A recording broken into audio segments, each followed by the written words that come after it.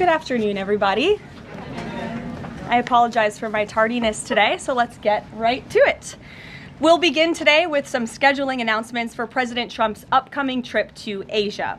Tomorrow night at 11 p.m., the president will depart the White House to fly to Malaysia, where he will arrive on Sunday morning local time. It's a long flight. President Trump will participate in a bilateral meeting with the Prime Minister of Malaysia in the afternoon, and then he will attend the ASEAN Leaders Working Dinner that evening. On Monday morning local time, the president will fly to Tokyo. Tuesday morning local time, President Trump will participate in a bilateral meeting with the new Prime Minister of Japan. On Wednesday morning local time, the president will fly to Busan, where he will participate in a bilateral meeting with the President of the Republic of Korea, deliver keynote remarks at the APEC CEO luncheon, and then participate in a U.S. APEC Leaders Working Dinner. On Thursday morning local time, President Trump will participate in a bilateral meeting with President Xi of the People's Republic of China before departing to return home to Washington, D.C. On Thursday night, upon arrival in Washington, President Trump and First Lady Melania Trump will participate in Halloween at the White House, where they will welcome law enforcement, military, and foster families. And I know many of us look forward to that. In other news, we are now on day 23 of the Democrat government shutdown. Senate Democrats have voted 12 separate times now to keep the government closed. Innocent Americans are suffering every day as a result. More than 500,000 civilian federal employees will miss a full paycheck tomorrow. Thousands of small business loans are going unapproved each month. This means almost $4 billion in capital is being withheld from small businesses across the country. The Democrat shutdown is also causing severe impacts at airports across the country. In one single day this week, the FAA had to issue ground stops impacting flights at Houston's George Bush Intercontinental Airport and Hobby Airport. 13,000 air traffic controllers who ensure that we all fly safely are continuing to work without pay. This is egregious and truly sad. Some of them are reportedly being forced to turn to driving for Uber and taking on other second jobs to make ends meet as the Democrats continue to shut down the government. Pilots are calling on Democrats to end this dangerous political game. The president of the Southwest Airlines Pilot Association called for the clean continuing resolution to be passed, saying, quote, "Our air traffic controllers and the broader air traffic system are already operating under immense pressure. A government shutdown only compounds that stress and threatens the efficiency of our skies." The Airline Pilots Association International, which represents more than 80,000 pilots, is sounding the alarm as well. They said this shutdown is undermining our system's safety. Resources are stretched thin, negotiations are delayed, and strain grows daily. With the Thanksgiving holiday approaching, we are nearing the busiest travel period of the entire year, when millions of Americans will go to airports to spend time with their loved ones. Let us be very clear from the White House today. If the Democrats continue to keep the government closed, we fear there will be significant flight delays, disruptions, and cancellations in major airports across the country this holiday season. If Democrats continue to shut down the government, they will also be shutting down American air travel. The White House is in constant communication with the air traffic controllers, with the airline associations, and with them, we urge Democrats to please pass the continuing resolution so we can just end this madness and this chaos and reopen the government. These are very avoidable consequences. The unnecessary pain, unfortunately, does not end there. Funding for the Supplemental Nutrition Assistance Program known as SNAP, which provides food benefits to low-income families, is beginning to lapse this week in some states. If Democrats continue to hold Americans hostage, there will not be enough funds to provide SNAP benefits for more than 40 million Americans on November 1st. That is next week. Democrats are solely responsible for all of this unnecessary pain. Why are they doing it? To give taxpayer-funded healthcare benefits to illegal aliens, some of whom are violent criminals. During the 4 years of Joe Biden's administration, the Democrats forced Border Patrol to admit illegal aliens into our country with no legal status and minimal screening. A significant number of these individuals are the worst of the worst criminals: rapists, pedophiles, murderers, and even members of the terrorist watch list.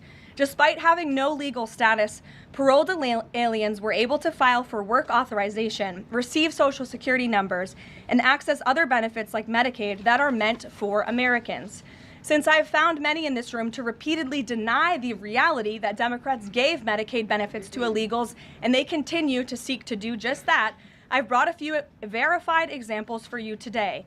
These are examples of some of the illegals who received Medicaid benefits under President Biden's leadership, and this is what Democrats are wanting to do. This is why they are continuing to keep the government closed. An illegal alien from Laos was arrested for murder, robbery, and felony possession of a firearm. An illegal alien from Guatemala who was arrested for rape and burglary. An illegal alien from El Salvador who was arrested for strangulation, DUI, and burglary. An illegal alien from Mexico who was arrested for attempted murder. The Democrats' open border policies allowed these threats into our country, and then they provided them with free health care. The president and Republicans, through the One Big Beautiful Bill, implemented a common sense reform to end this fraudulent scheme. But that's why the Democrats are continuing to shut down the federal government. They are trying to reverse this and restore taxpayer-funded health care for illegal aliens like these. Throughout this shutdown, Democrats have said this quiet part out loud. Senator Chuck Schumer, the leader of the caucus that is refusing to open the government, said, quote, "Every day gets better as the shutdown continues." Ask the air traffic controllers if every day is getting better, Senator Schumer, and they will tell you absolutely not. House Democrat Catherine Clark said, "There are going to be families that are going to suffer. We take that responsibility seriously, but this is one of the few leverage points that we have." Here is a House Democrat who is admitting that they are using Americans who are suffering as political leverage. And Senator Bernie Sanders said, "If you reopen the government, we lose our leverage." This is pure partisan games. A senior Democrat aide said the party will not end the shutdown, quote, "short of planes falling out of the sky." That is truly a disturbing statement. The Democrats clearly don't care about this suffering. They care about playing political games against President Trump, and this dangerous charade needs to end. The president, in Republicans' position, has been clear and unchanged. Pass a clean, nonpartisan funding bill to reopen the government. And then we can talk about all of the partisan issues that the Democrats wish to. If you're watching at home, we urge you to call your Democrat senators and tell them to put our country over their party and reopen the government today. Here in our new media seat, we have Brittany Gibson of Axios. Brittany, why don't you start us off for our Q&A today? Thank you for being here. Two questions, if I may, Caroline. First is, we understand that the president and Republicans will not negotiate on ACA extensions until the government reopens. If and when that happens, what does the president think should be, or what are his plans for preventing rising healthcare costs for Americans? It's a very good question, and I'll leave that to the president to negotiate that when Democrats vote to reopen the government. When it comes to lowering healthcare costs, the president is deeply committed to this. It's why he has spent so much time and effort negotiating with Big Pharma to lower the healthcare costs of prescription drugs. All of you have been in the Oval Office for multiple different announcements. We've had these most favored nations deals with these large pharmaceutical companies committing to lowering drug costs in this country. So it's something the president wants to do. And Brittany, one more point. I'll just point out the irony in Democrats holding the government and the American public hostage over a healthcare system that they created. The healthcare system was called Obamacare. Why? Because Democrats and President Obama implemented.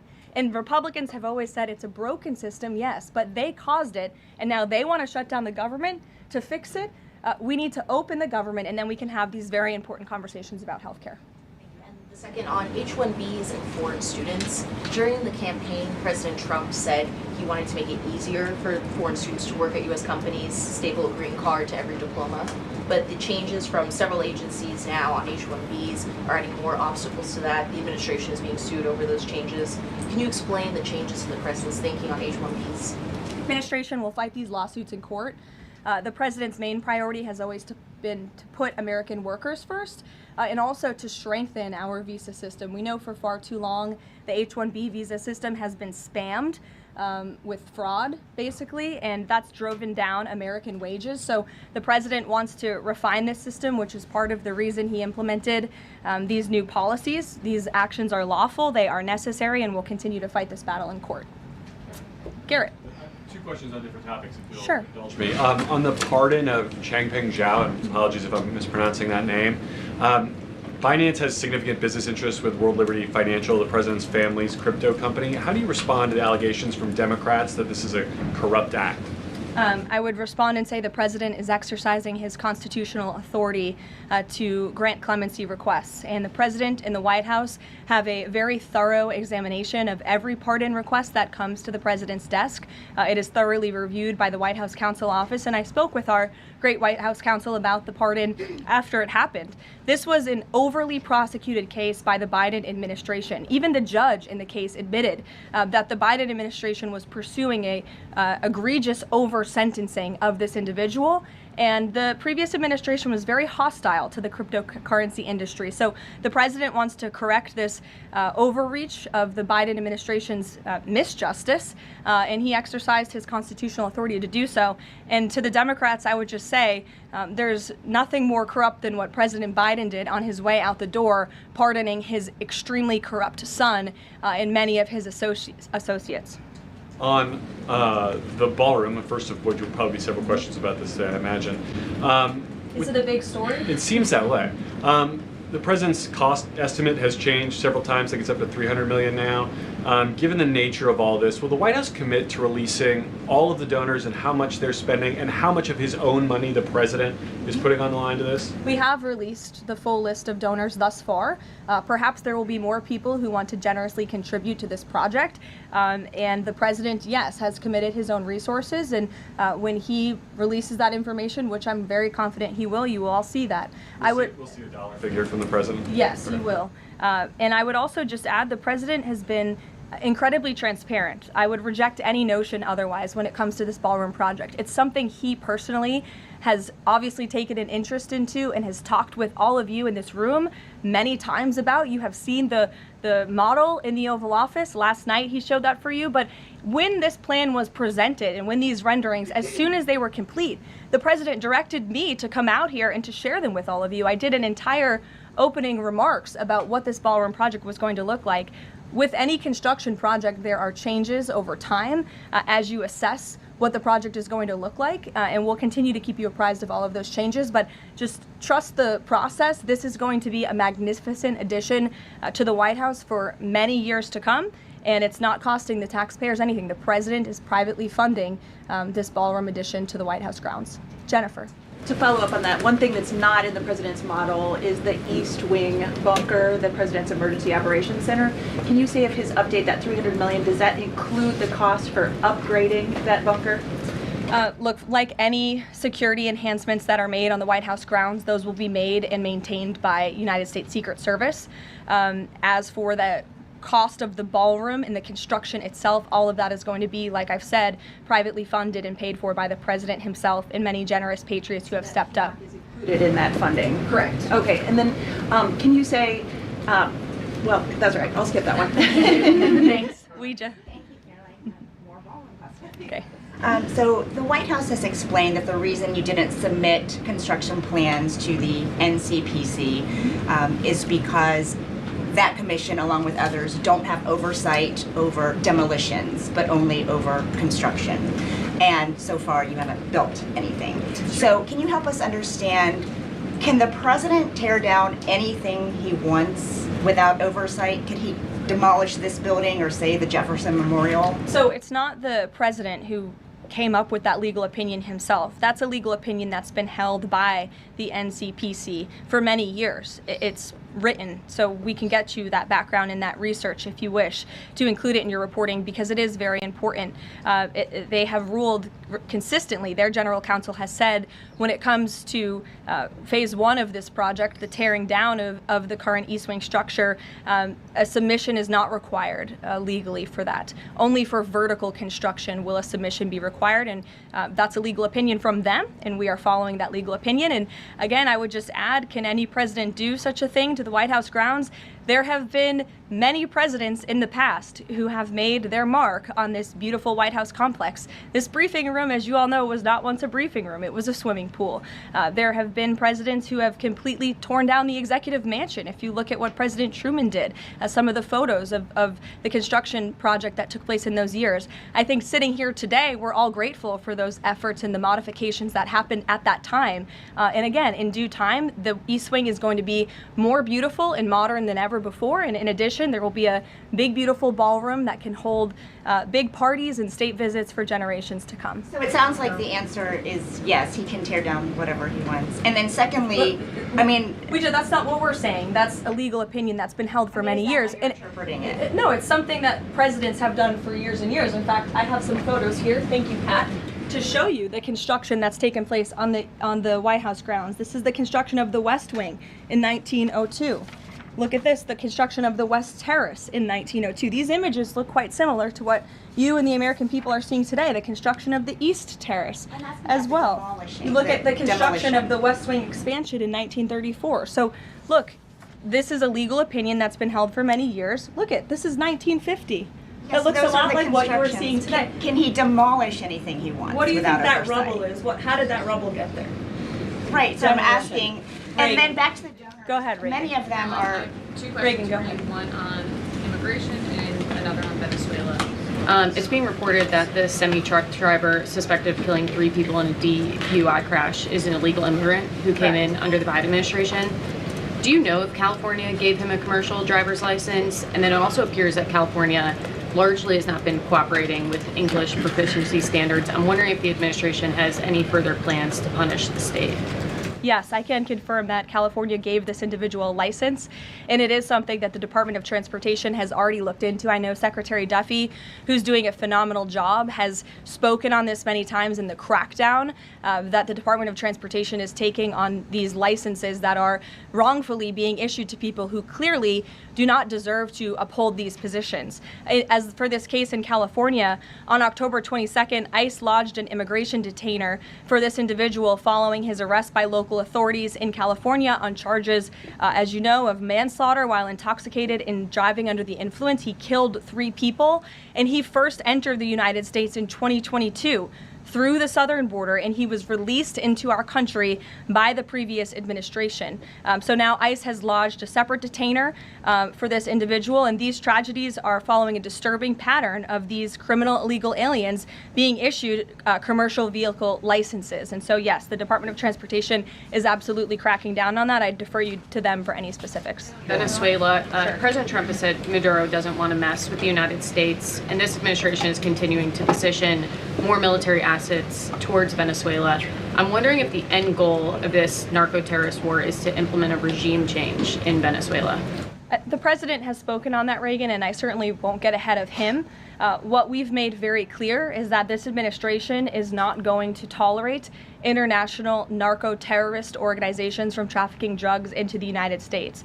And these cartels over time have grown more armed, well-organized, and violent. They have financial means, sophistication, and capabilities needed to operate in the way this administration has. And they have illegally caused the deaths of tens of thousands of American citizens each year. So that's where we are right now with respect to Venezuela, but also any country that is sending purposefully illegal narco-terrorists to the United States of America to bring illegal drugs.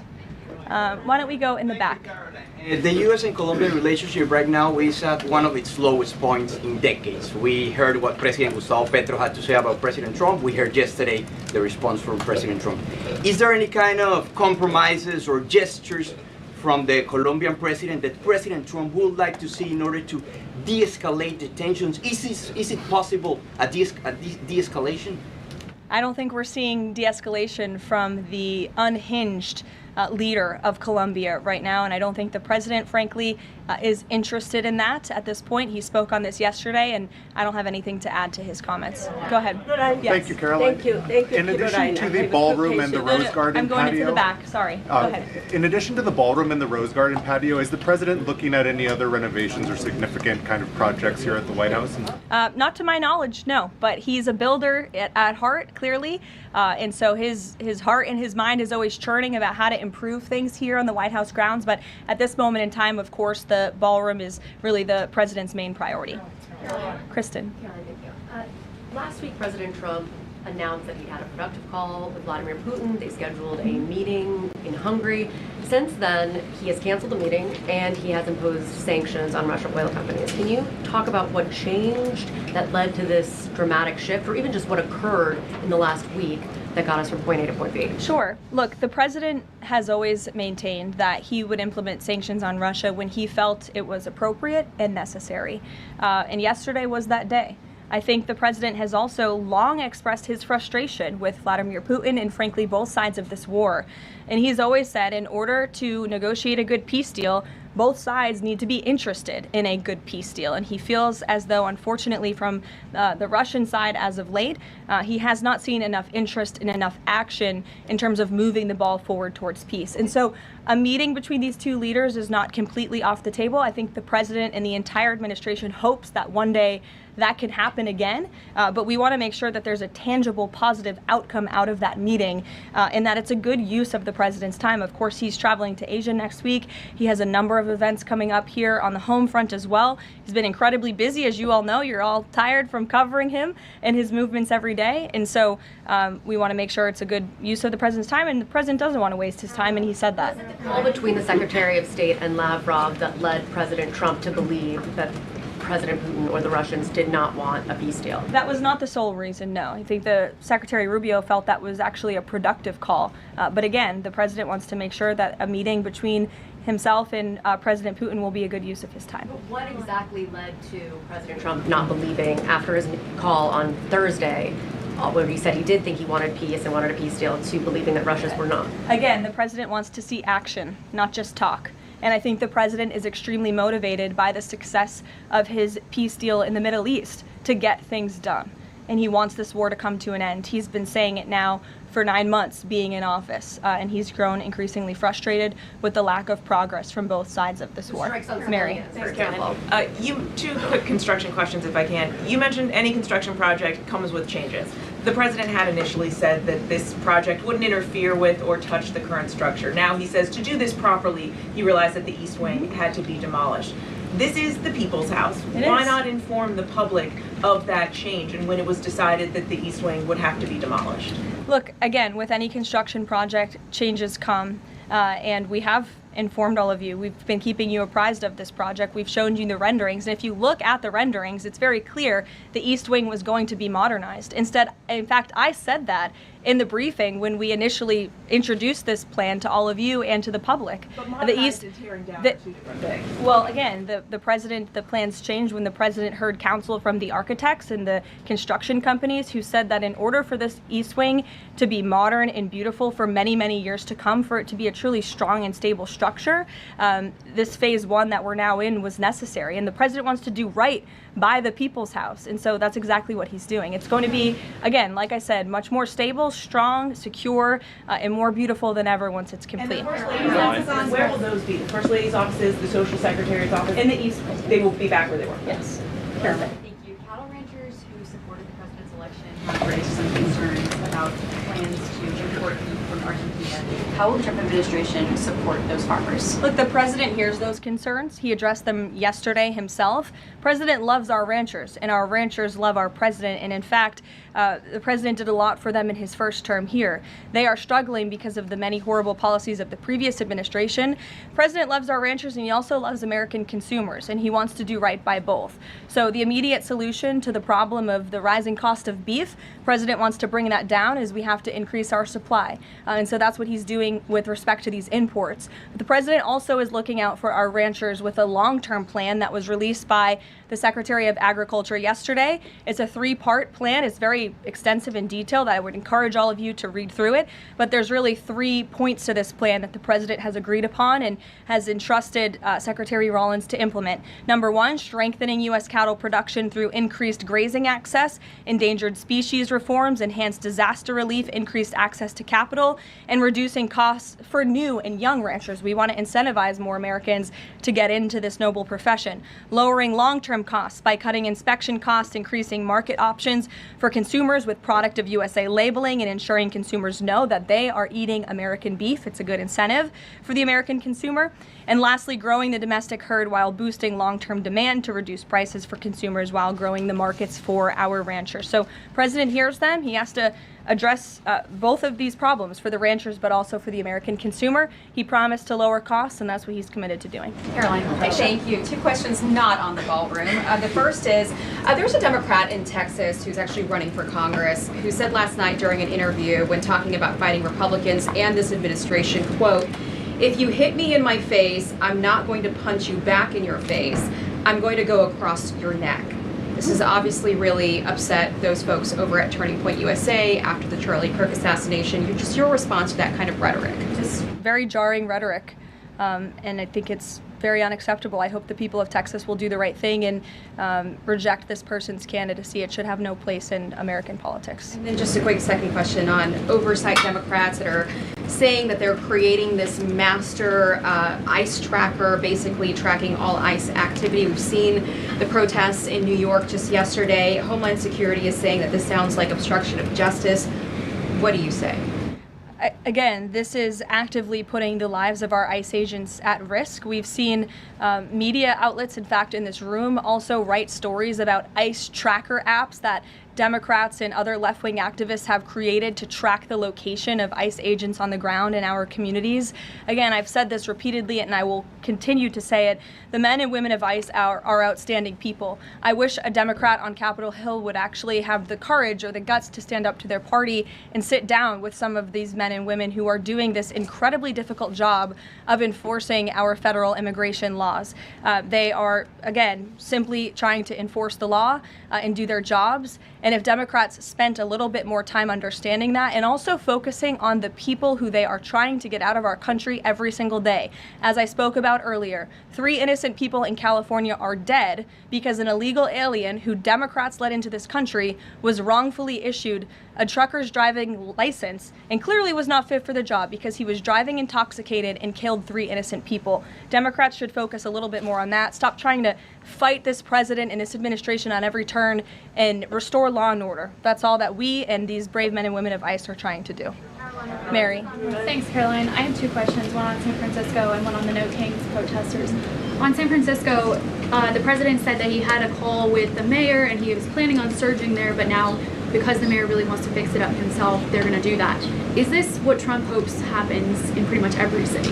The president hopes, and I've said this so many times, and I think the president's conversation with the San Francisco mayor last night and his statement today prove the president is willing to work with anyone across the aisle, across the country, to do the right thing and clean up America's cities. He is genuinely interested in this effort to make our streets safer, to make our cities safe and clean again. And he heard from the mayor last night who told him that he is going to earnestly try to make his city better on his own.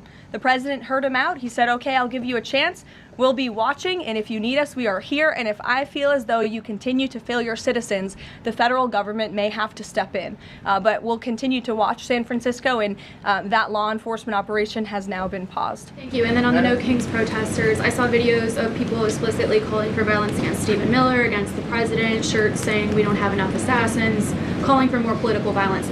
Does the president want to see arrests here, and are we going to see arrests of these types of explicit calls to violence? I would think myself, the president, and everyone here at the White House certainly hopes that anyone who is making violent and illegal threats in that way against public officials will be arrested and prosecuted.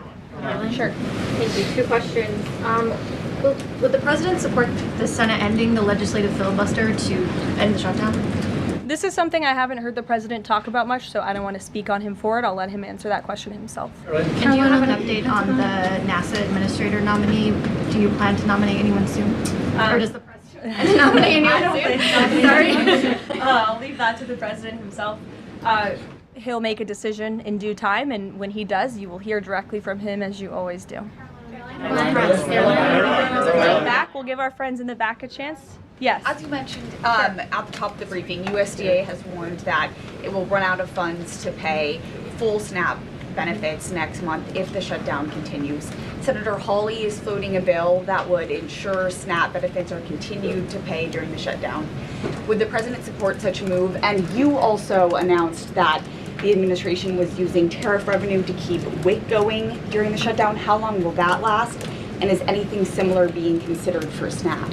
Yes, the administration would absolutely support that legislation. We hope that it would come over the finish line, but the bill that will get everyone paid and put everyone back to work is the clean continuing resolution. That's what the president and Republicans want to see.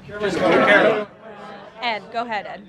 Thanks, Carolyn. On the Russian sanctions again, how much pressure do you think this sanctioning these two Russian companies actually puts on President Putin? Because the last administration sanctioned two other oil companies. So how much economic pressure is this really? A lot. If you read the sanctions and look at them, they're pretty hefty. And I saw some international news out of China this morning that they're scaling back oil purchases from Russia. We know India has done the same at the request of the president. The president has also pushed European countries, our allies, to please stop their purchases of Russian oil as well. So it's full court press for sure, and we expect that these sanctions are going to do harm, as the Secretary of Treasury said yesterday. Could there be more? Is this just the first step, or could there be more sanctions? I'll leave that to the president to decide. Sure. We've seen the video or heard the NBA gambling, involved in the gambling issue there. Does the president gamble? What does he think about that? You know, I'm not sure. I don't think he does. I've been with him quite some time and I have not seen him gamble before. I don't think he's a big gambler, but you can ask him yourself for next time you have a chance to, Ed. Go ahead. Thank you, Carolyn. I've got two Hi, quick Jake, questions. and then we'll go to you. Thank you. Okay. You're welcome. Two quick questions. Back to the ballroom. It is a very spectacular ballroom according Thank to the you. renderings, and if it's half as nice as the one in Mar-a-Lago, then future presidents are really going to appreciate it. They will. Thank you, Jake. First of all, is there like an official name? Like, are we calling it the Trump Ballroom, or does the president have a vision for what the name for the ballroom is going to be? There will be an official name. I will let the president announce that once he firmly decides on it. My second question is, looking at these renderings, and it kind of got me thinking, he's likely going to go down as the greatest builder of this era, and you've been in on a lot of those meetings with him. Has, to your knowledge, has the subject of rebuilding the Holy Temple in Jerusalem come up? It has not. No. It has not. I don't. I'm sorry, Jake. Go ahead. Caroline, on the CC pardon, could this clear the way for Binance to resume U.S. operations? I won't get ahead of that. That's something for Treasury or the Departments of Commerce to comment on, so you're welcome to ask them. And then one follow-up question. Any more details on the president's Walter Reed visit? The readout from his doctor mentioned advanced imaging. What procedure was he referring to? Advanced imaging is something that presidents receive and people receive when they go to the doctor, and so we provide a detailed readout of that physical, and I would encourage you back to that. Presidents and I don't know the exact imaging that took place, but as the physician's note said, the president is in incredibly good shape, and I think that's evidenced here every single day. Danny. Thanks, Caroline. Back to the ballroom, I'm afraid. I just wanted to ask, because in July the White House said that it would cost $200 million. Yesterday the president said $300 million. Is $300 million now the operative figure, and why did it go up by so much? $300 million is the figure, and again, it's not going to cost the taxpayers a dime. So we look forward to this project continuing, and we will continue to keep everyone apprised on it. Perhaps the president will even bring you all out to see it one day at the appropriate time. You're also going to hear from the president directly in about an hour. He's hosting an event with the Homeland Security Task Force. This was a newly created federal task force that the president and his law enforcement team have put together. I would encourage you all to tune in to the remarks. They have really done a tremendous job at refocusing how federal law enforcement and local law enforcement work together. There will be some local sheriffs and law enforcement officials in attendance as well, and they'll be talking about the success and the many arrests they have made of drug traffickers and cartel members all across the country by just simply working together. So we will see you at the event. Thank you. Thank you, Caroline. Thank you, Caroline.